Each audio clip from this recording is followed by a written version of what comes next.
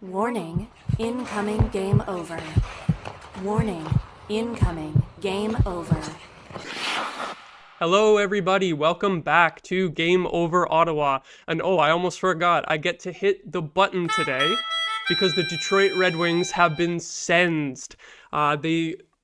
The Ottawa Senators defeat the Detroit Red Wings 4-3 because it is never easy. It is never smooth sailing for the Sens, it feels like. They always got to make it interesting and dramatic. Glad to be joined by Damian here tonight. How are you doing, Damian? I'm good. I think it's our first win together. We were Yep. talking about that before. I think you said we have a record of 1-5, which is insane because we're not a bad team, right? We're not doing this recap in the 2022 season. We're doing it in the 2025 season, which has been pretty good overall. And this win really just it bridges the gap. It bridges the gap. I don't want to hmm jump too far ahead, of course. But I'm feeling good just after those last 10 minutes there. But yeah. Yeah, exactly. It's like we've gotten really unlucky with the specific games that you and I have done together. I think there was a couple of shutout losses in there too. Yeah. So when it started to look like a third period collapse was on the horizon there, I was like, oh no, here we go again. It's cursed if I do the show with Damien if we do it together. But finally got that win, broke the goose egg. So for once, you and I will actually get to celebrate a win here tonight instead of having one of the more depressing shows. But yeah, pretty good game overall outside of the last 10 minutes, I would say. Want to start off by talking about the first period because things got really interesting real quick with the Detroit Red Wings going 0 for 5 on the power play in the first period and that fifth penalty kind of bleeding over into the second period. But what a mess. But despite that, it was actually a pretty good period for the Sens. Despite spending half of the period on the penalty kill, they end up with a 2-0 lead on just scoring on their first three shots, two of their first three shots. So what did you think of the Sens' first period tonight? Yeah, it was pretty good, right? I mean, 16-8 were the shots after the first, but not bad. My goodness, like that was so long ago, right? So I'm just trying to like remember all the dives. Yeah, oh Not my God. like there was okay, some of them were kind of okay. If we're going back to if we kind of do a little bit of a recap here, um, with the penalties. Sorry, I'm just sorting right now. Yeah, let's break them down. Um, Let's go one by one because yeah, I think some were penalties. legit and some were questionable. Yeah, for sure. Okay, so the Fabian Zetterlund one, honestly, that's a penalty. That's a penalty. Yeah, Um, right? You could probably agree on that one. I think that Lucas Raymond is a diver, and I think he went down Hmm. easy, but it is a trip. It is a Yeah, trip, yeah, so that one I'll allow, but I do have to call out Raymond specifically. Especially, we didn't have a show for the last game against the Detroit Red Wings, but he had an even worse dive in yeah, that one. So yeah. I had to call him out. But the first penalty against Fabian Zetterlund, fair play on that one, I'll say. Okay. The Brady Kachuk one. Sorry, I'm just gonna move my mic around here. Brady Kachuk, high sticks Dylan Larkin. And I mean, like looking back on it, yes, it's a high stick, but why does he fall? Yeah, What that's exactly. why? Why is he falling? Ridiculous because I think that the stick barely touched him in the chin too, and he does the whole oh my god, and he flops down onto the ice. Like the hand to the face is one thing because you want to make sure that the ref notices that the stick did hit you in the face, but he went down like he was shot. Like there was a Yeah. sniper in the audience that took him out on that Oh play, my and goodness. that was excessive for sure. But again, it is a legitimate high sticking call. I think Hmm. I don't know for sure, but I think to the like letter of the law, if your stick rides up like it did off of Larkin's stick, Kachuk's stick kind of bounced up and then hit Larkin in the face, even though it's like really unintentional. I think Yeah. that still counts as a high stick. So again, a penalty, but the Red Wings players they know how to make sure that the ref calls the penalty. Well, here's the thing. If you're the Detroit Red Wings, I'm not trying to say what was said in the locker room or anything right now, but this is a desperate team. Mm-hmm. They and hey, they have the second or third best power play in the league. Like, and they had six chances tonight, I think, five after the first period. But this is a desperate team. They need to get any way possible to get into that second wild card spot because I was looking at the standings. And they're actually like, despite them being terrible this past month, they are actually not that far away somehow. Even despite they're 500, like NHL record of 500 right now. And that's a team that has to rely on power plays to get to the playoffs if they're going to do that. So, you got to wonder, oh, was something said in the locker, like is Todd McClellan saying, "Hey guys, go down easy"? I don't think so, but it's weird when a lot of the Sens fans who, we are biased because we're fans as well, but we're watching this and we saw it the last game with Detroit too, right? Like the dives. And yes, we're a team that has Tim Stützle on the roster. That's the We're thing. We aware. know when we see a dive because Timmy does Hmm. dive. We have to Yeah. admit, even though I think it does get exaggerated a little bit, and I think the whole thing with Brendan Gallagher being the one to call him out as a diver is some bullcrap because that's not exactly a player that has a totally clean reputation Yeah. too. But yeah, like we know when we see a dive. I'll put it that way. And I think it's an interesting point too that you bring up that the Detroit Red Wings, since they had a bit of a resurgence since Christmas, it's like they're a bit of a one-trick pony with that power play, right? It's like that is what's winning them games. So Hmm. you almost can't really blame them, if trying to get the calls that they can. I guess not. No. I'm hoping my internet is good because right now Yeah, it's a little bit unstable. froze for a second, but you're But back now. let's just walk through the next penalty here. Ridley Gregg on the Vladimir Tarasenko one. I did not like that one straight up. Yeah. I did not think that was a penalty. I don't know what the ref was seeing on that one because I'm pretty sure that Vladimir Tarasenko reached in on Ridley Gregg at first and he knocked Ridley Gregg off balance. And the only reason that Tarasenko ended up getting tripped is because he knocked really Greg down and Greg slid into him. So that one, for sure, it's not like it's not on the Detroit player. It wasn't a dive or anything that. But I don't know what the referee was seeing on that one. And especially when you've already called two on the Sens in the first 10 minutes, I think that one was probably the most questionable one. Yeah, definitely. And so yeah, we're only on penalty three here. The next one is David Perron, 2 minutes for holding on Marco Casper. This was another offensive. I think we had three out of the first four penalties were offensive zone penalties. That's right. Yeah. Funny enough, which I didn't realize. So David Perron, he kind of gets his arm around Casper, and at this point, I'm like, okay, like I actually think that's a penalty, and Casper doesn't go down and fall or dive or anything like that. It should. This is more on kind of the refs. It's like because yes, it's a penalty. And but the thing is that you can't just. I hate makeup calls. I hate it. It's a stupid thing to be like, oh yeah, like if this team gets a penalty, this team should get one as well.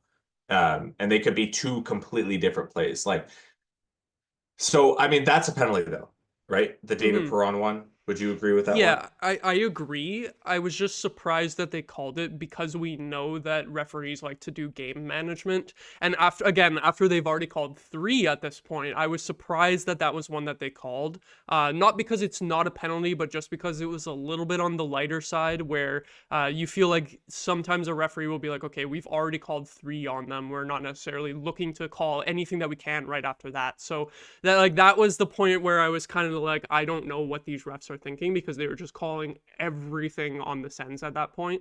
And that one was definitely where I would have expected the game management to kick in. And now most people, we don't like game management as fans of the sport, but it's a reality that it does happen. So I'm surprised that it didn't happen there, and they actually called that instead of letting it go. Yeah, that was getting really because Ottawa's bench was hot after that. Like, and that wasn't even the last one, right? Tyler Clevin is the final one. Actually, let's talk about the fight first, though. Oh yeah, Uh, yeah. that was awesome. That was awesome to see. Like, I've been waiting for that because Detroit, they have a bunch of pesky players, and sometimes they can't even, like, most of the time, they can't even back it up. Simon Edvinsson is 6'6", and he goes after Tim Stützle, gives him a couple shoves, and Timmy's not going to fight, right? Like, why would you do that in a divisional game when you can just kind of put this game to rest? Timmy is like he needs to be on the ice. He shouldn't be fighting unless it's a guy his size and the game's kind of over. That's the only time that he should fight. And Edmonton wants to drop the gloves with him because honestly, that's a good trade-off for Detroit. Brady kind of just swoops in there and says, "Hey, fight me." Even though Brady Tkachuk is 6'4", a little bit smaller than him, he's got the weight though, and he's got the fighting pedigree, and he takes Edmonton down. That I was fired up for that, because that's where you're saying, okay, like this game should be done. Like the Sens are up 2-0 at this point. Detroit, you've had 5 opportunities to score goals on the power play. The only thing you're good at, the only reason why you're relevant in this league is because of your power play.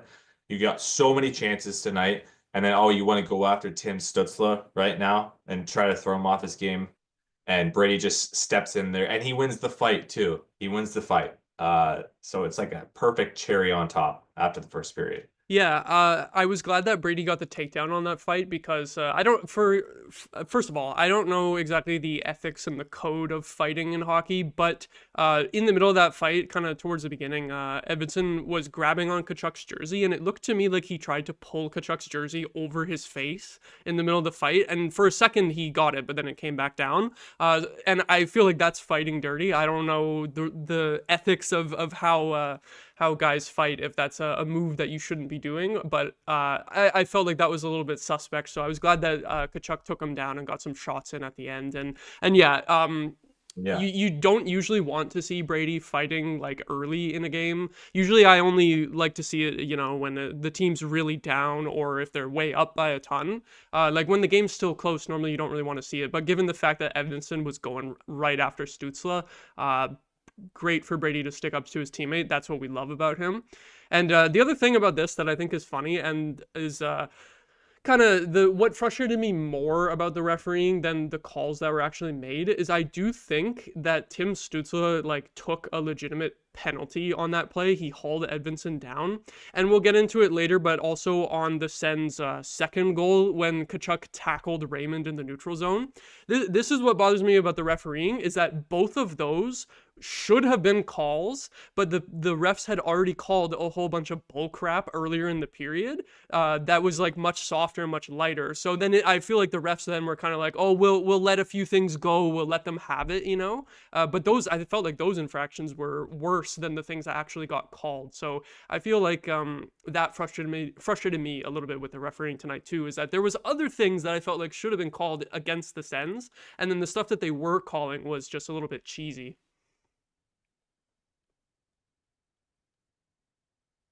Ooh, I think we might have Damian frozen here. Are you back now? I'm sorry. Right now, my internet is terrible. I'm trying to flip-flop between what you're saying and stuff, but I'm hoping I'm coming through right now. Yeah, I got you right now. Oh no, he's gone. Right as I said, he's back. Now you got double me on the screen. My 2 cameras are revealed here. Damian trying to reconnect to the Zoom call. Let's see. I see he's in the call. Oh, there he is. He's back, but I'm back. There you are. No, it's gone again. Oh, I'm getting screwed over here. We'll pause for a second, see if we can keep Damien this time. I see you again. Yeah, I'm here. I don't know. I got 4 bars of Wi-Fi apparently, but it keeps saying my bandwidth is really low. But bizarre. Yeah, let's hope if it gets bad again, I'm gonna shut the computer down to restart it, and you might have to go solo, and then I'll just join back up again. But cool. Okay. Where were we? We might as well. You know what? Since we're kind of at the tail end of the first segment here, I might as well hit the ad read, and then we can get into our next segment. So hopefully your internet holds while I do this real quick. But if you're looking for ways to help an upstart media company employing over 30 young journalists and analysts across Canada, and if you have a few spare bucks kicking around, you can head to our Patreon page at patreon.com/thegameovernetwork. There you'll find multiple tiers featuring different rewards and goodies for helping us grow. There's extra access, exclusive looks behind the scenes, Discord benefits, merch discounts, and opportunities to give us feedback. And you can even join us for special shows live where you can interact with hosts as we launch more ways to improve your experience. And if you're not able to spare a few dollars, we do have a free tier available so you don't miss out. If you really want to help us, make sure to click like and subscribe on YouTube, rate us 5 stars on your favorite podcast app, and share our work on your social media of choice. So that's patreon.com/the Game Over Network, the best way to support us. And I see now that I'm not doing the ad read anymore, that now we have Damian disappeared again. So I'll hit the buzzer for period 2. And we'll see if we can get him back, but period 2, we're going to be talking about the offense that the Sens had in this game, because it was a mess in the first period of just lots of penalty kill. You know what? Let's see if I can switch myself to solo camera. There we go. We'll see if we get Damian back, but in the meantime, I guess I'm gonna be yapping solo now. We apologies for the technical difficulties here, people. Yeah. Well, we had the first period goal by Thomas Chabot, assisted by Fabian Zetterlund, which is huge for him to finally get a point with the Ottawa Senators. The lines were weird tonight. I was glad that he was still with Stützle, because I think that that setup worked real well against Buffalo. It was just unfortunate that Zetterlund wasn't able to finish any of his chances in that game, even though he had quite a few. I think he ended up with 5 shots. So he ends up getting an assist here. It was a great play as he came out of the box. Timely offense for the Sens in this period, because obviously we were talking about all those penalty kills, and I think 2 of the goals happened like right after the penalties were killed. So that's huge, is the timing that these goals were scored, especially since against Buffalo. It was like, okay, we got 2 power play goals, but we could not score 5-on-5, and then you kill the penalties in this game, and you end up getting the 5-on-5 goals right after that, and it ended up being 4 5-on-5 goals in the whole game. So they had a little blip on the radar with the 5-on-5 scoring, but then they figured it out. They must have acknowledged that was an issue against Buffalo, and they managed to correct it here against Detroit. It was a beautiful shot by Chabot, putting it into the top corner. First shot of the game. I feel like a little bit of a bozo, because I picked up Alex Lyon in fantasy hockey, and I was thinking, well, either I'll get a win for my fantasy hockey team, or I will end up with celebrating a Sens win, and then I don't care about what happened to the fantasy hockey team. So Alex Lyon getting pulled absolutely ruined me with that. The Sens just sniping on him, chasing him with 3 goals on 10 shots. So at least the Sens did win in the end, because it was if Alex Lyon got pulled and then Cam Talbot came in and got the win, I would have crashed out. That would have been just a complete disaster for me, messing up my fantasy hockey stats for no reason. I still did do that, but at least I get to celebrate a Sens win out of it in the end. And Alex Lyon didn't look so good on the Tim Stützle goal either. It was a really nice play by Stützle. He completely beat Moritz Seider wide down the boards and just threw it on net. Like, I guess it was a good shot by Stützle, but that's really where you don't want to see your goalie get beat, is on the short side there, especially on the rush. As like, if Stützle doesn't get that shot off, he's going around the net. So it was kind of like the last chance for him to possibly get a shot off, and the goalie lets it in. I think that goal specifically was probably the one that, even though he didn't get pulled after that goal because it was still early, I feel like that was the one that made the coach think, okay, this Lion doesn't have it tonight. Because into the second period, David Perron scores 1 minute 33 in, and nice for him to get a goal against his former team, but I don't think you can blame Lion on that one, really, because it was essentially a breakaway. It was Moritz Seider getting beat again. A little tough night for him, I would say. But David Perron, what an acquisition he has been, just being pretty much a solid second line winger ever since he came back from his last injury. I think it was one goal in his first like 20 games or something with the Sens, and then after that, I think it's like 7 goals in the last 14. I can't remember if that stat was before he scored tonight or not. I guess he has 8 goals, so the 1 in 20, 7 in the last 14, that's what it adds up to, I guess. So that is including tonight's goal. So that's it's just great because it feels like an extra trade deadline acquisition, like other than Cousins, because obviously people were excited about Cousins, but it was a little more bittersweet with Norris going out the door. I felt like people were more excited almost for the acquisition of Zetterlund because he adds to the forward core instead of just swapping one guy in and out. But then Perron just feels almost like another trade deadline acquisition, even though he was here from the beginning of the season. He wasn't really playing, so you have to give full credit for Steve Staios for this signing. I still don't know about like the second year on David Perron's contract, whether that's going to really pan out as you know, 2 good seasons on that deal, but he's making the most of the stretch run here for the Sens and making it count for his second return to the lineup. I think I've got Damian back in the Zoom call here. Warning, incoming game over. Oh, we got Warning, incoming. Hey, can you hear me, Damian? Yeah, I'm here. Okay. There you are. Yeah. We're back.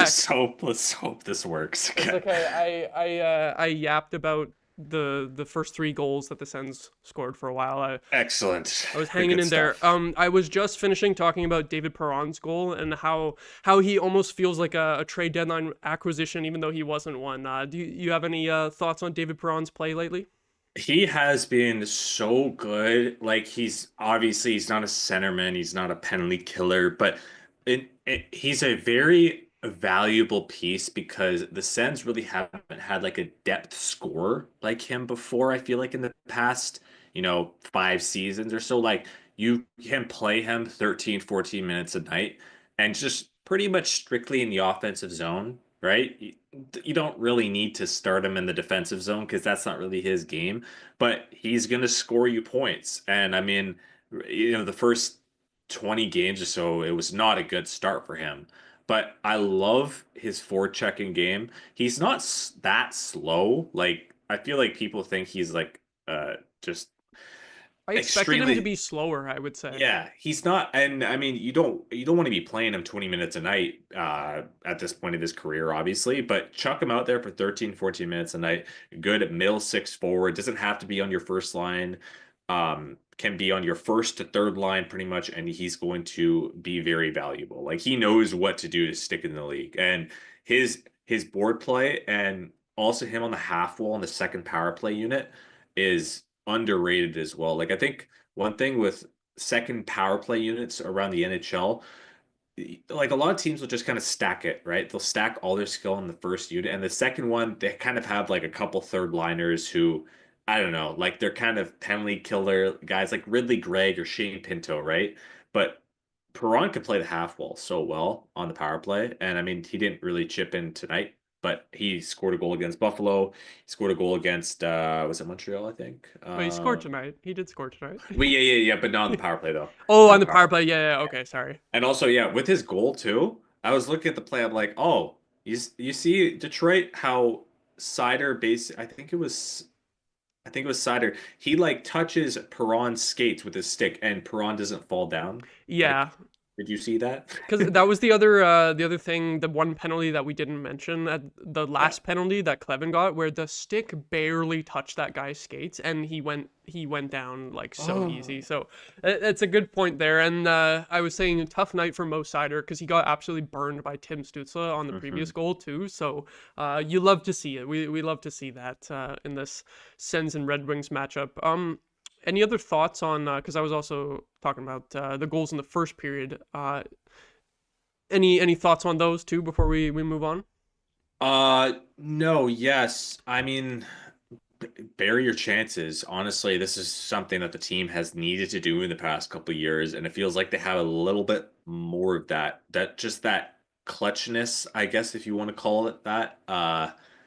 you can't really measure it. It just kind of comes up whenever you get a chance. And their finishing ability has been much better in the second half of the season for sure.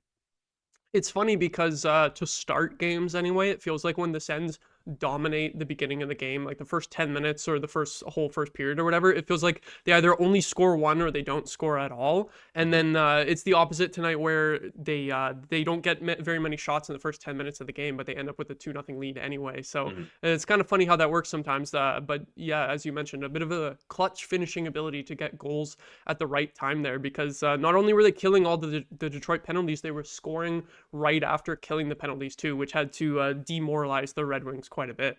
Yeah, yeah, and I mean that's the thing with I remember us talking about this earlier on in the year. They would just hit this mental wall, and because we had seen that so many times over the past 3 or 4 years with this team, like with this core, right? Where they get frustrated and then they just wouldn't. It's not like they didn't know how to put the puck in the back of the net, but they didn't know how to put the puck in the back of the net in close games where they needed that tying goal. Uh, Mm-hmm. because I don't know.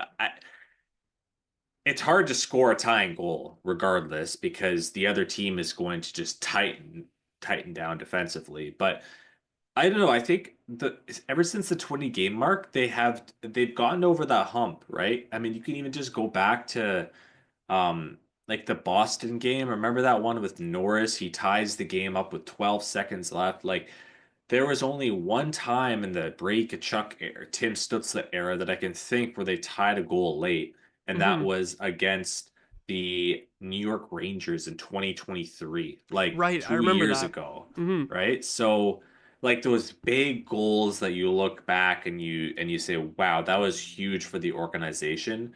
And I mean, just recently, like the Washington game, right? We were down 3-0 and we came back and Brady Tkachuk ties it up, I think, with like 40 seconds left in the game, sends it to the shootout. We lose, but hey, against the Capitals on the road, we pick up a point. Like those are just the little things that, those little games that add up the points in the standings. And those clutch factors and those clutch games have kind of just helped this team have a little bit of a cushion here, being 6 points up of the Habs right now.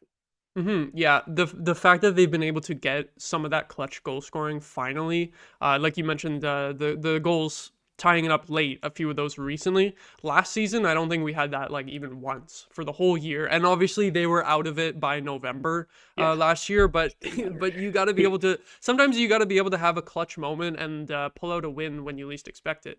And tonight it's not tying it up late in the game, but they were able to do that in the first period, where that first period easily could have been like 3-0 for Detroit with all those penalty Yeah. kills. But the Sens managed to find some offense despite the run of play being totally against them with having to defend all of that.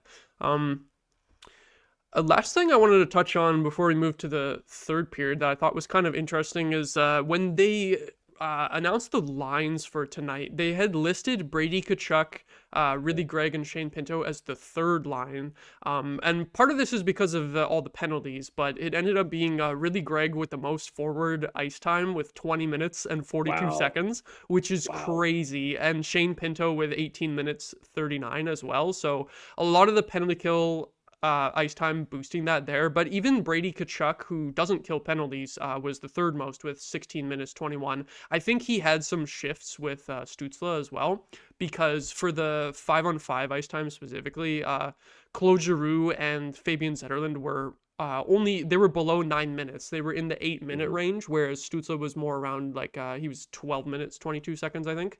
So I think it's interesting how the ice time got deployed, because before the game it was a whole bunch of discussion of like, oh, why are they breaking up that top line with Tkachuk, Stützle, and Zetterlund? That was pretty good against Buffalo, even though they didn't score. And again, a weird game because there were so many penalties. But I think in the end, this seems like a pretty good setup. I think they played pretty well at 5-on-5, especially in the second period. That was really the Sens' best period, even though it was like the least eventful period of the game. That second period specifically, they dominated the flow of play at 5v5, and then they won that period 1-0. So I don't know, just any thoughts on how the forward lines were set up? Anything you'd change or what you saw tonight? I mean, I've kind of wondered because this is a completely different coaching staff, right? And I think DJ Smith, we're used to the DJ Smith style where like you'll keep the lines together for 10 games or so. And hey, you might even keep Giroux, like remember Giroux, Stützle and Kachuk, they were aligned for like the entire year. Yes, 2 Jacques years ago. Martin, yeah, Martin kind of switched it up a little bit, but then even Martin would keep them out there for like, 20 games in a row and then make a change. If a guy went through a slump. But with this coaching staff, they we have seen every single combination. Like Greg Giroux Pinto, we saw that at one point of the year, I think around game 30 to 40, and they didn't really score. I don't think that it's a line that I'm like too hopeful when it comes to the offensive part of the game, really. But all the players I think at this rate are kind of just used to playing together, which is that can be a huge thing for the playoffs. Like I don't want to jump ahead, but like Florida, right?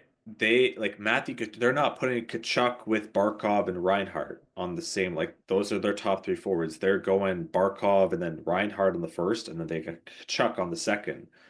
And like the Sens can afford to just kind of throw a bunch of guys together in the top nine, and they're gonna understand their tendencies, they're gonna have the chemistry. And we've seen pretty much every combination this year in the top nine, pretty much. And Amadio, right? Hmm. Amadio on the fourth line. He If you even need a played on the first line at one point this year. yeah, There was a point where they put him with Kachuk and Stützle. So you're right that it exactly. almost feels like everyone's played with everyone, eh? Yeah. But then yeah, and then also you don't have like if you are down a goal, or sorry, if you're up a goal like tonight against the Red Wings, you go like let's say you go I think you had a line of Zetterlund, Kachuk, and Giroux, and at the end they threw Matthew out there instead of Zetterlund. So all these guys are getting their ice time. They're getting like Hmm. Pinto, yeah. Oh my God, he's not like on the second power play unit. He's playing 18 minutes a night. Greg, like 21 minutes tonight is insane. They have been using him so much recently, but those are Pinto and Greg are going to be so valuable going forward on the defensive side of Huge. things. Yeah. You need a third Especially line. since they got rid of Josh Norris, who was often Hmm. playing like the number one penalty kill. So Yeah. then you just need those guys to step up even more, and they've done a pretty good job so far tonight, especially with the penalty kill specifically tonight. Like Yeah. and the reason their ice time was so high. That is true. Yeah, I didn't really take that into account, but I mean, and But he, even then, Kachuk was the third highest forward. So mhm. that was what the line was supposed to be. So I think they still got a good amount of 5v5 Yeah, time. yeah, and Brady had that huge, like, very good play at the last play of the game, pretty much, where he just took the puck in the quarter. And if Hmm. there's anyone that can protect a puck down low, it's Brady Kachuk. So, Yep.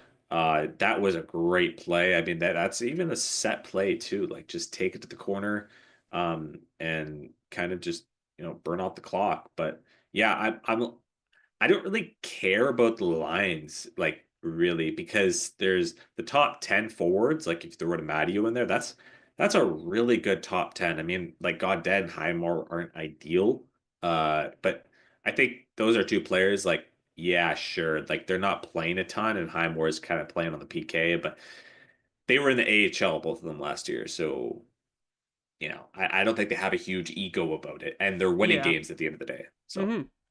mhm. Yeah, I think Gaudet and Highmore are probably like the two forwards where you'd like, okay, maybe I'd like to see someone else in the lineup instead. But that's like total nitpicking for the 11th and Yeah, 12th forward on the roster at this point too. And Highmore has been the injury replacement for Nick Cousins too. So exactly. so if he's back sometime soon, then that's the easy swap that you make Mhm. to get Cousins back in there. Then we'll have Nick Cousins and Dylan Cousins, and that won't be confusing at all, eh? Thank God they're spelled differently. And Yeah, they, it's not quite three Browns on the roster that we had 4 years ago, oh, I but forgot about that. I'm glad I wasn't doing the streams yet at that point because that would have been just confusing as hell. You have to clarify which Brown you're talking about at every moment, every single Well, time. well, because we had Josh Brown, Connor Brown. Who was the other one? Logan Brown was hanging around. Oh, yeah, because I was thinking Patrick Brown. Oh yeah, Well, that and then yeah, the next season then they had him too. Yeah. So Like, all three of the other Browns were off the roster, I think, like that summer too. hmm And yeah, then they of got rid of course we had 3 him. Browns and they brought in one more. Oh my In lord, the yeah, trade deadline. All yeah. right, we will get into our third segment talking about the third period, but just before that, I'm gonna say if you're enjoying the show so far, you'll probably want more of this, right? Make sure you hit the like button on this video, click subscribe on our channel, and make sure to check the notification bell so that you can be alerted right when we go live. If you're listening to our podcast after the fact, please give us a 5-star rating or even write a positive review. If you really like us, make sure to follow us on your favorite social media platforms. You can find the Game Over Network at Blue Sky, at thegameovernetwork.com, on TikTok and Twitter at Game Over NHL, and on Instagram, Threads, and LinkedIn, it's at Game Over Network. And you can find all of the Game Over Ottawa hosts' social medias in the description of every video. And you can also find us at the GameOverNetwork.com, where you can sign up for our newsletter. So yeah, into the third period now. And we got things kicked off in the third period with, in the first 5 minutes, Patrick Kane finally breaks through for the Detroit Red Wings on the power play. So they end up going 1 for 6. And this goal was really frustrating to me because the main complaint for months now, pretty much all season, I would say, about the penalty kill is that down low, they give the wingers way too much time and space to make a play. And we didn't see it too much in the 5 penalty kills in the first period because I think they did a good job of stopping Detroit from really setting up. When Detroit did get set up, you would notice that DeBrincat and Kane on each side down low would have a lot of time and space. But for the most part, the Sens did a good job of breaking up plays and not letting Detroit get set up. But in this third period, they did get set up, and you end up with DeBrincat just a good 5 seconds to decide whether or not he wants to shoot it, try to shoot it past Olmark or to pass it across to Kane, and they make it work. So frustrating to see that the one way that we always get scored on the penalty kill, it still happens, even though they had all those great penalty kills early in the game. What are your thoughts on that one? Why? Because their PK is in the middle of the pack, so you can't hate on it too much, right? It's not Detroit level, they're Yeah. under 70%. Maybe Somehow theirs is worse. yeah, arguably the worst ever. Like they were talking about the broadcast. I don't know. I would actually like to see when they made that change, right? Because this hasn't been this diamond formation hasn't been going on since the start of the year. It feels like ever since maybe the 50 game mark, ever since maybe they came back from the Four Nations. I feel like that was the cutoff. And it is frustrating to watch because you have a 2-on-1 down low, right? And you're putting a lot of faith into the one defenseman down low, which I do ideally for the Sens because they're only putting their top 4 on the PK. And when you look at, Sanderson, Zub, Jensen, Shabbat, you trust most of them defensively, right? You would probably agree with me on that one. And then you're relying on the goalie to play one-on-one against the guy down low.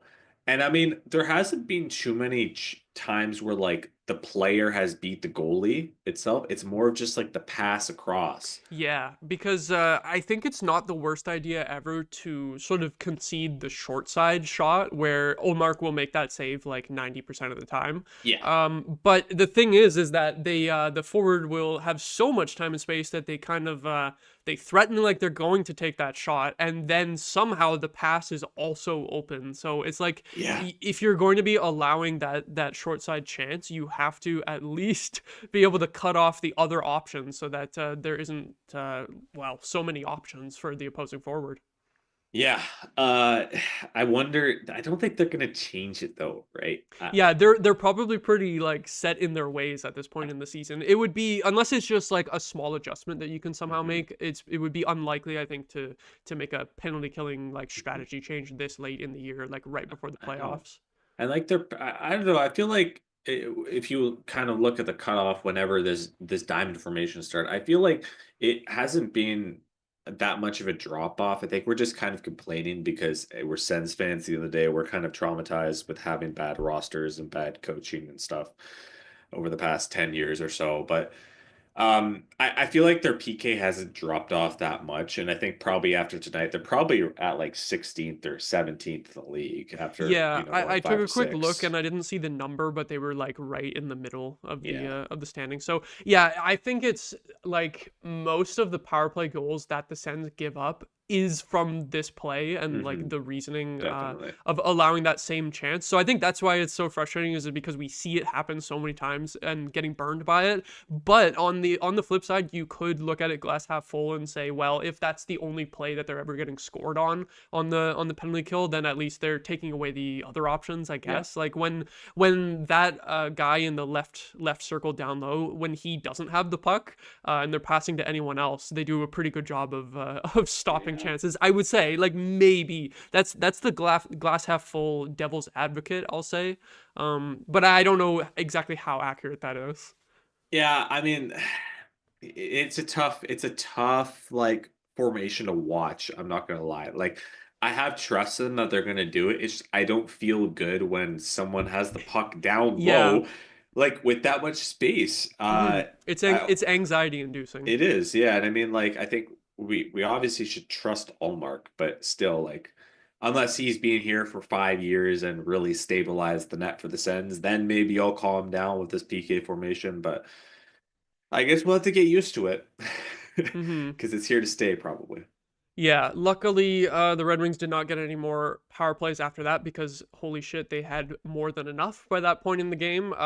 We got the 4-1 goal from Michael Amadio, which ended up being the game-winning goal. A bigger goal than we could have expected when he scored it. Yeah, Like when he scored that, it was like, oh yay, insurance marker, and then it it's ends up done. being the game-winning goal. But I can't say enough good things about Michael Amadio lately. Like even Yeah. before he scored, he had a really good defensive stick in this game, and he always does. But specifically, he had a lot of great takeaways today. Mhm. It's he kind of has that Mark Stone element of stealing the puck, what kind of when you don't expect him to get it, and then he somehow managed to pull it off. And I think it was in the last like 2 or 3 minutes before Detroit got the goalie pulled, he stole the puck twice on the forecheck in the Mhm. offensive zone and prevented Detroit from being able to pull the goalie. So he gets that big goal. He's got a great defensive stick, and he's really showing his value to the team here because early in the season it wasn't like his best. He just wasn't finding the score sheet really. Yeah. But that was about it. Was all is that his shooting percentage was low, and then all of a sudden the goals come in bunches, right? So it's funny how that Mhm. works. Well, yeah, he's an interesting player because he was a scorer at the OHL level. I think he was a third round pick from the Kings in 2014. So he's going to be, I think, 29 this year. He's in right smack in the middle of his prime. Has had an interesting career so far, right? Like the Sens picked him up on waivers back in 2021. Yeah, he bounced And around. yeah, and then he went to Vegas after. He went to Uh, Toronto or for 3 games yes, too. yeah, because he was in the AHL the next year, went to Vegas, figured out his career there, kind of understood that like, hey, okay, I'm not going to be a top six forward. I am going to be a defensive player, focus on that, and then the coaches can rely on me, and I could just be an everyday NHL player. And then you kind of see the offense come back, like uh, focus on your defensive game, get the coach's trust. And I mean, if you have the talent's going to come out eventually. And that's what I think we've seen with the Matteo. Like, he's not going to be a 60-point player, but he's scored his entire life. And, being in the bottom six role, you obviously have less minutes, but he's really made it count recently. And I think, yeah, him and Perron, this is why we added the vets, is because we didn't have to rely on Kachuk and Stutzla. Let's just throw Norris there, right? All these young guys to score these big goals. Like we need the not the depth players, but the guys in the middle of the lineup who can come up with clutch goals. Like when you power rank the forwards, right? You have Stutzla at number one. Perron's probably 7 or 8. Same thing with Amadio, but you need those guys in there because I feel like we didn't have them before, and it's just nice to have these like insurance goals because they're making a huge difference in the standings. Like Amadio scoring that goal, right? That gives us if he doesn't score that, the game's tied up. We're headed to Yeah. OT. Even if we win the game, like in OT. There's a tiebreaker in the standings, right, with the regulation and overtime wins and stuff. So just like those little things, right, and all these things are adding up at the end of the day. Yeah, he's a guy who does all the little things right and is finally finding the score sheet, which is awesome to see. He's Mhm. up to 11 goals on the year now, and last couple of years, I think he had 16 goals and 14 goals, both in about like 70-ish games played. So now 11 goals through 60 games played, I think it said, There you because go. he missed some games. So pretty good season for Amadio in the end. It looks like he's going to be like right on track for the production that he had previously with Vegas, which is awesome. And it's weird to me that he doesn't kill penalties because he's so good defensively, but he didn't kill penalties in Vegas really, and the Sens Yeah. don't use him on the penalty kill either. But it's kind of funny how that works. It could be the speed thing because he's not a fast guy. Yeah, that's true. Like when he does get his feet moved, oh, he is good because you saw like in the last minute or so, he was hounding the puck and killed Hmm. off like 20 to 30 seconds. And that is what the Sens have lacked over the past couple of years. Like you look at last year when they added Tarasenko and just watching Tarasenko tonight, I'm like, okay, why did we sign him? Because it wasn't like, okay, I didn't want Vladimir Tarasenko. It's just we had too many offensive guys and we didn't need a winger. And like, I okay, think they were desperate to replace DeBrincat's goal yeah, scoring. definitely. They were like, oh, Kubalik scored 20 goals and Tarasenko can get you 20 goals, and then Yeah. that's just like having a 40 goal scorer in DeBrincat. Basically the same thing, right? But then no one could play defense last year, right? We Yeah. traded Connor Brown and Pinto was like still kind of young. Greg wasn't in the lineup. Joseph was never a defensive guy. So there was like no one to kill penalties really or Yeah, play defensively. Joseph was like I think a pretty good penalty killer, but he was like he was the opposite of Amadio, where he can do the Yeah. penalty killing, but then 5v5 defense is not exactly good at No. that. So and it's funny how that works sometimes with certain players being fit for special teams and or others not. But yeah, you mentioned Vladimir Tarasenko. He gets a goal. He got the goal that brought the game to within one. Before that, Lucas Raymond scored as well. I don't know. I don't know how much I have to say on either of these because I'm kind of at this point I'm kind of like just happy that we won. I'm just Yeah. like I don't know how much I want to overanalyze these. They left Tarasenko wide open in the Yeah. slot, which is frustrating because like as you said about Tarasenko, he's really not that good anymore. Like I think he's pretty much struggled for Detroit the whole season.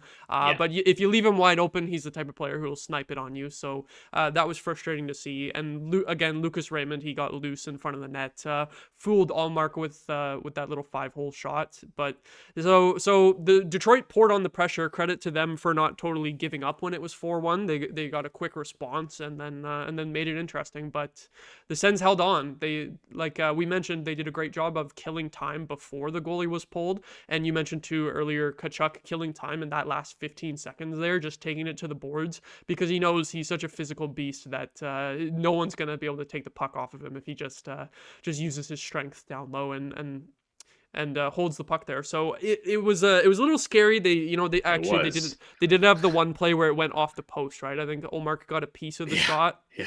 and it went off the post. That was the really scary moment that was really close to going in. But other than that chance, after it was 4-3, I feel like that was Detroit's only really good chance. It was just the one, unless I'm forgetting, right? Like, was there any other ones that you remember? No, I think that was it. Yeah, like I still trusted them that they were going to come out with a win. Talk about Jake Sanderson though. That guy is there's defensemen out there who are like they play defense. That's their role, that's their job. Jake Sanderson is just like religiously a pure defenseman. Like he loves that part of the game. There's not like there's a lot of defensemen out there who just, maybe they like the ice time. Um, like I'm not saying Shabbat doesn't like playing defense or doesn't take pride in it, but he's always been a more offensive guy, and now it seems like okay, like he's rounding out the two-way game, but he's like 28 now. Jake Sanderson is 22, and for his entire life, like he has just loved playing the defensive side of the puck and shutting down top opponents. There's not a lot of guys out there, I feel like, in the league that take as much pride defensively as he does.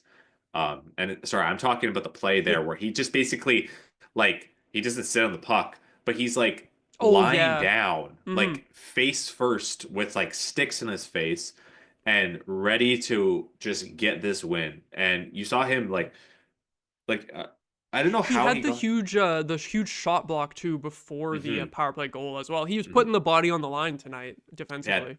I think he got a stick in the, or I think it was a stick in the crotch too. So he Mm-hmm. went off the ice and then he comes back and then so like on that play there, right where the puck hits the post, he goes on the ice and then he does a hand pass to Ullmark under his own body and like quick enough to get to Ullmark for him to cover it. And there's like three Red Wings right beside the puck. It's a bit ballsy in a way to do that because Mm-hmm. A, you're pushing the puck towards the net for your goalie to cover it up. And there's like three Red Wing sticks right there who could just lift the puck up and put it in the net. But he does that extremely fast. And like, I don't know if he said anything to Allmark there, but the communication was very on point there. Um, Yeah, and as you mentioned, like kind of with the comparison to Shabbat, we see so many star defensemen. They come into the league and they're all about offense right away, and they'll yeah. like they'll dazzle you with the offensive plays. Like obviously we see Lane Hudson, guy like that. But what's really refreshing about Jake Sanderson is that he came in and was good defensively right away. Immediately. Progressively got better over the course of his rookie season, and then now we're starting to see the offensive game blossom as well. Yeah. It's just cool to see a guy who is so committed to defending as the key part of his game from the beginning of his NHL career. I think it's been really cool to watch, and yeah, he had some clutch defensive plays in the end of this one for sure. Yeah, he like his plus minus is a little ugly. I won't deny that. Um, a lot of those minuses came when Travis Hamonic was on his pair. Yeah. Hmm. But okay, like let's just diminish Hamonic from it. Like Jake Sanderson has had so much pressure put on him at this point. Like when you think about it, right? You're a 22-year-old defenseman. You are playing 24 minutes a night against the toughest opponents. You're on the top power play. You're on the top PK. You're like you are so prone to get injured, and you have to treat your body so well to just be durable in the league. Um, and you have all these opportunities to just screw up and falter, but he doesn't do it. He just keeps going on. He is a pro at like a pro's pro already at 22.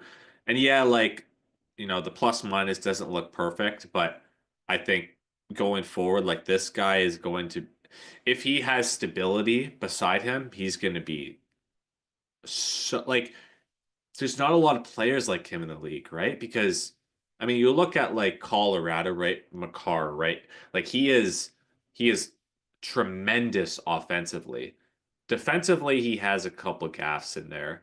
Jake Sanderson is arguably better defensively than Kale Makar. Hmm. And thing is, I would he's so well say rounded. I would say on Colorado that I think a good comparison is Devon Taves to Yeah. Jake Sanderson, because Taves is another guy that came up on the New York Islanders. He wasn't really scoring a lot of points when he was there, but he became known for that defensive ability. And then he Hmm. goes to Colorado, starts playing with Cale Makar, and then all of a sudden he's a 50-point defenseman, and Hmm. it's like, oh, this guy's got some offensive skill there. Yeah. So yeah. But like the thing is though that Kale McCarr is that good that like Devon Tays is absolutely okay with being his number two.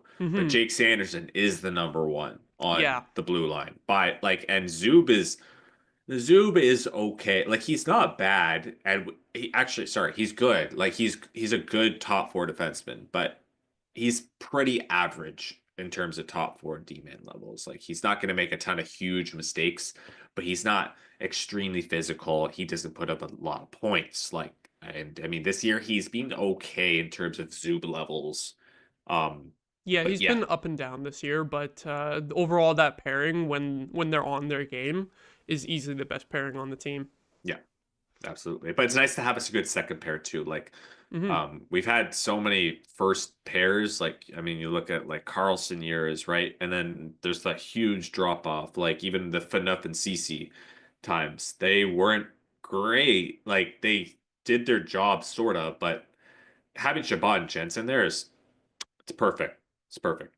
It's funny too. A lot of the discussion from last game was about Travis Hamonic and he ends up getting scratched tonight. And Thank goodness. just to because we're talking about the D pairings at the moment, it's funny. Matt and Paolo comes in, and the third pairing actually barely played in this game.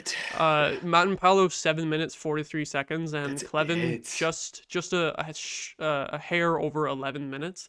So Wow. I think part of that I got to shout out Travis Green because he said that he would watch the game tape in regards to Hamanek's performance last game, and I think he did, and I think he realized that Hamanek needed to take a seat, and I think he also realized that Clevin didn't have a great game last game either. So the lower ice time tonight, I think, is a response to that as well. I would say like pretty good bench management from Green in this game specifically to make the move to take out Hamanek. We criticize him all the time for having him in, so I have to at least shout him out when he does change things up and it goes well. Well, yeah, because like Hamonic and Clevin, it doesn't work. They tried it like 3 times this year, and it has never worked. Yeah. Because you can't have a 23-year-old, 23-year-old Tyler Clevin, rookie defenseman, being your main puck transporter. Like a guy who has 7 points this year. Are you kidding me? He's the guy that's going to be breaking out the puck because Travis Hamonic, when he breaks the puck out, it is a grenade, and it pretty much is just it's either it's off the glass and out, or it's sort of a flip up into the air. Like he's not going to make it a stretch pass. And Tyler Clevin is still getting used to this league, right? What do they say? It takes 200 games at minimum to become comfortable the league as a defenseman. Clevin's probably at number like 80 in his career. You can't have him as the main puck transporter, and there's no offense that's going to be coming from those two. So Matt and Paolo, like he's not offensive at all, but he can at least like get to the puck in the right area. Yeah, I agree. It's not like he's a wizard with the puck, but it's just enough better than Hamonic that it gives better results when he's paired with Clevin as opposed to Hamonic. Yeah, like Hamonic needs a puck mover on his to at least have the pair be decent. Like the Shabbat Hamonic pair wasn't great, but it was at least like okay enough at times. Sanderson, same sort of thing. Like Hamonic, gay man, like respect to him. It's been a long career and stuff, and I think he's probably going to get back to the lineup. He might be in the lineup next game. For all we know, but it was a good move by Green to sit him down. For how little that Matt and Paolo played, he might just pivot back to Hamonic right away. But it is what it is. We'll give him credit for the lineup decision tonight. I think we'll throw it into the final segment for tonight, which we'll take a look at the out of town scoreboard and the chat. But we will quickly have a little ad read for our merch. You can hit the QR code on screen right there. What better way to support something you love than by repping it on yourself? Game Over's apparel line is available with 3 unique lines. Whether you feel the nostalgic pull of our retro skater design, if you want to make a statement with our established design, or if you want to wear your love for goalies proudly with our live and die by the goalie design, or if you just need another coffee and a toque to get through winter. I guess it's not really winter anymore as I'm reading this, but there is an ice storm coming up in Ontario, so maybe it's going to be a little cold. We have you covered. Designed by Brady Chalice from Game Over Winnipeg. Use the QR code on stream now and take a look through our apparel store and help us rebuild local sports media in Canada while repping your community. So the Patreon mentioned earlier is probably the best way to support us right now, but also if you want to get a little extra something out of it, if you're a fan of the show, you can grab some of that merch. All right, into the 4th segment here to wrap things up. What should we do, chat first or out of town scoreboard? What do you think? Let's do the chat. Yeah, do the chat. Cool. We got Terry in the chat. He was saying Staios doesn't miss with his off-season moves. Yeah, Perron, Amadio, Jensen, Olmark, and also Dylan Cousins with the trade deadline move. It's and Nick Cousins looking great before the injury. Early in the season, like in the first half of the season, we were saying like, oh, what's with the Amadio signing? What's with David Perron? He has no points in 20 games or whatever. But they have all proven themselves to be really good acquisitions at this point, right? Like various ups and downs in the season for certain players like Olmark and Amadio and Perron, but they've all at various stretches of the season showed why they were acquired and what value they bring to the team. Yeah, if you go through I mean, Cousins, I'll just leave Cousins out of it for now. But if you go back to the offseason, right, you add 3 forwards through free agency. Like, when was the last time Ottawa added 3 forwards? Like, players that are going to be in the lineup every single night onto the roster for free too, right? Because Yeah, usually we would that's have rare. to trade for these guys. Like, maybe we might get lucky by signing one of them. But like, yeah, and they're solid contributors. And then you look at Allmark and Jensen. You can't really go out and sign a player like to Allmark's stature in the league, because if you're going to go sign him in free agency, you're probably going to be paying him like $10 million maybe, because there might be a bidding war. And Yeah, then on the open Jensen, market. yeah, Jensen too, a top 4 right shot defenseman. Like, how many years have we asked for that as a Sens fan, Mm-hmm. right? And I mean, Jensen's not the flashiest name, but he's the perfect like mobile modern day defensive defenseman. So I mean, you can't complain about any of them, because I mean, yes, we're winning games and it's a good season so far, but still, I mean, shout out Stevie. Shout out Stevie. Yeah, and I remember, like, specifically regarding Jensen, I remember really wanting one of the right-handed D who was available in free agency. I know, like, a lot of people were talking about Matt Roy. He ended up getting, like, a $6 million AAV from Washington. 7 years. Yeah, that's some money that would not have made sense with the Sens cap situation. And then you also look at Chikrin getting a $9 million contract, too. Like, Yeah. who knows how that's going to age. I'm sure people have different opinions on that, but just in terms of being able to trade the asset in Chikrin that you probably weren't going to re-sign, and even if you did re-sign him, it would have been way too much money, and being able to turn that into a player that's very useful right now and is signed for at least another year, I think, at a Yeah, one more reasonable year cap after this hit, one. specifically at a reasonable cap hit, because if they did go for one of those free agent right-handies, you probably would have been overpaying.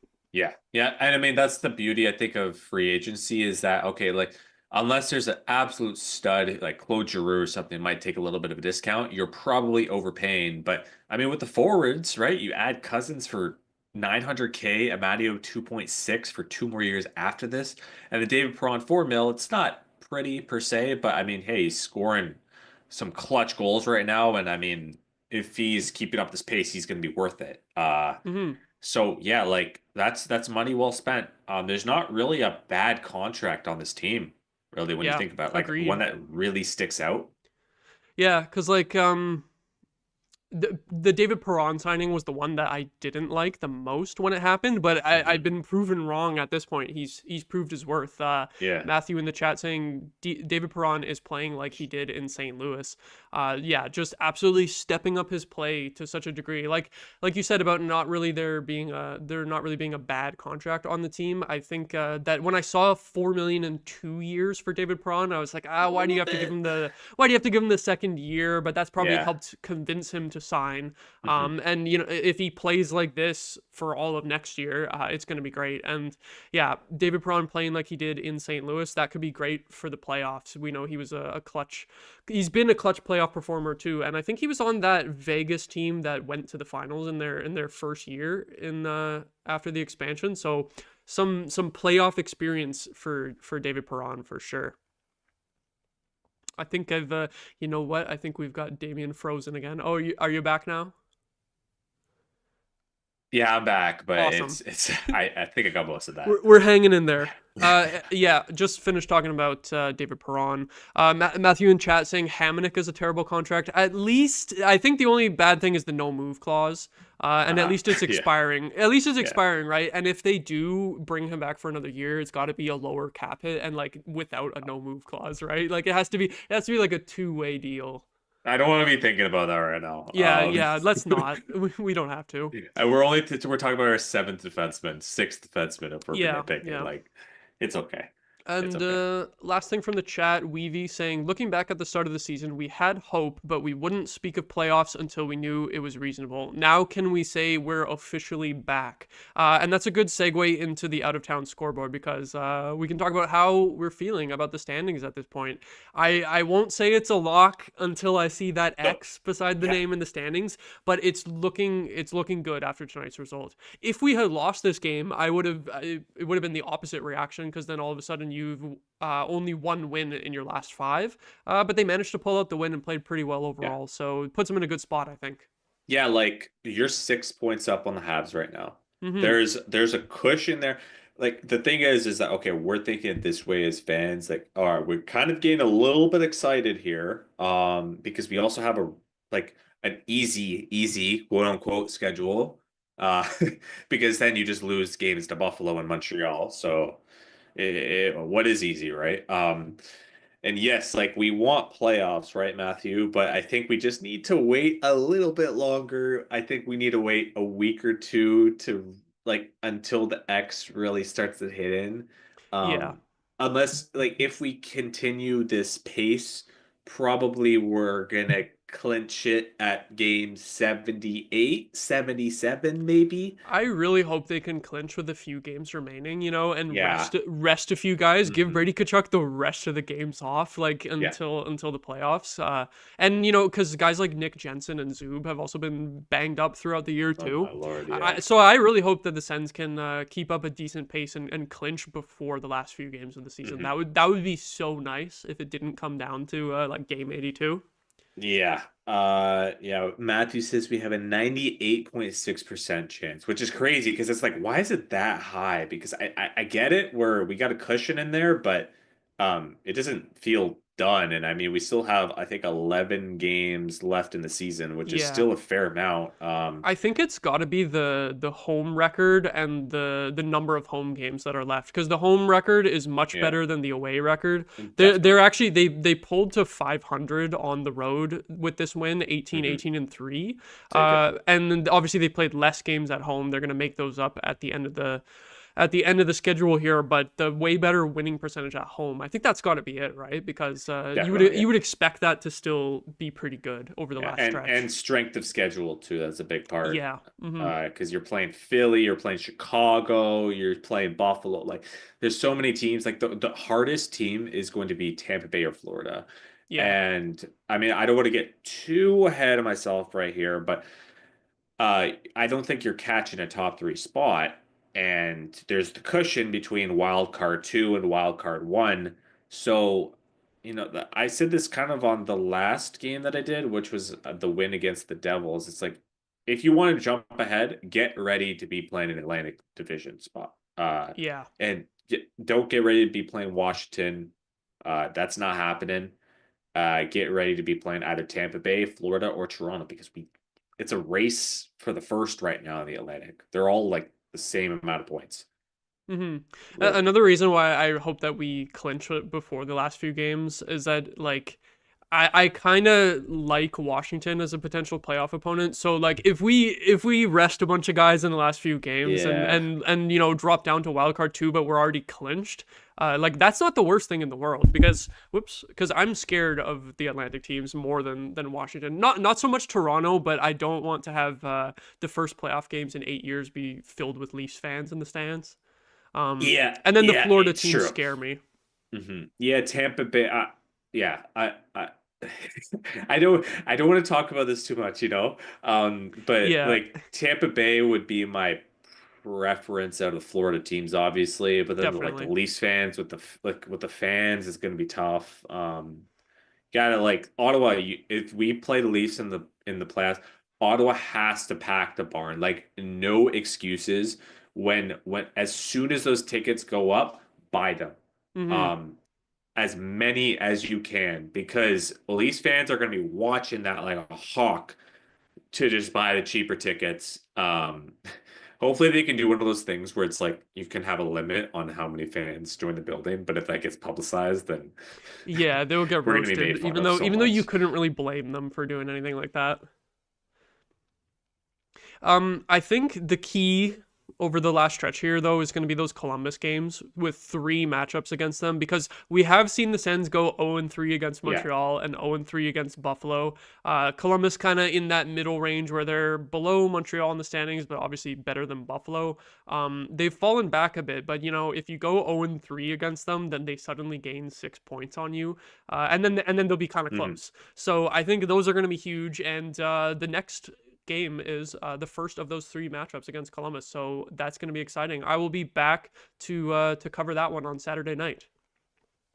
Any last thoughts from you, Damien? Oh, froze again. Oh my gosh. I'm sorry, I'm lagging right now, but what did you ask? I asked you if you had any last thoughts, but we could also just wrap it up since you're lagging.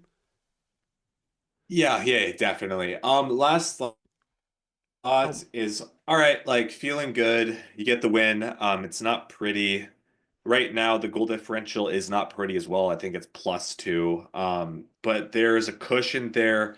As fans, we can feel relaxed. Like I'm feeling good, because we're not going on these huge losing streaks where it gets to the point where like anxiety really starts to kick in. For the players, though, I hope they just take the next 5 to 7 to 8 games and learn from that Buffalo game and understand that like you can't waste away 2 points and you can't take your foot off the gas for like 5 minutes in a game because you might allow 2 goals in a short stretch and then lose the game because of that. And the team kind of did the opposite tonight. Like they took advantage of those 2 goals in the first period, and then that gave them the win in the end. So I know I trust the players, I trust the management, like I trust the ownership, which is like an awesome thing to say as a Sens fan. But we can't celebrate too hard just yet. Like I would love to talk about potential playoff scenarios and everything like for 30 minutes here. But until we actually clinch it, just celebrate the wins. That's it. For sure. Totally agree. We'll try not to get too far ahead of ourselves, but things are looking pretty good. So hopefully the Sens will keep the good vibes rolling against Columbus on Saturday. That'll do it for tonight. Thank you, Matthew, Weavy, and Terry for tuning in and chiming in the chat. Love to see you guys there. And yeah, so hopefully we'll see you on Saturday night as well. Thank you everyone so much for watching, listening, and leave a like on the video if you enjoyed. Subscribe to Game Over Ottawa if you are not already. Have a good night, everyone. Let's end it all.